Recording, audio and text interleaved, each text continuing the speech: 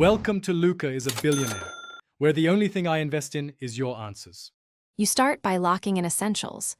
Pick a microphone and confirm phantom power if needed, then load your DAW and create 2 tracks, one for voice and one for music.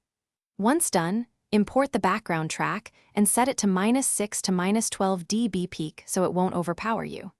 Next, arm the vocal track, enable input monitoring briefly to check tone, and record a 10-20 second test phrase so you can hear balance and adjust gain before committing to a full take. Once you have usable takes, comp them into a single clean performance so your energy stays consistent. Make sure to keep breaths natural. Then, shape both sources. Apply subtractive EQ on the music to remove muddiness and a vocal-focused boost around 2.5 kHz for clarity so they occupy different frequency space. Next, apply light compression to the voice with a moderate ratio to control dynamics and use a slow attack if you want transients to breathe. Finally, to finish, set final fades and export stems so you retain separate voice and music files for future edits. Then bounce your stereo mix at 24-bit and 44.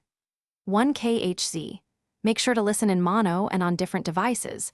If you hear hollowing, flip phase on the music track to fix cancellations. If you encounter clipping, reduce track or master gain and use a transparent limiter sparingly. If problems persist, revert to the saved session and isolate the offending clip for re-record or repair.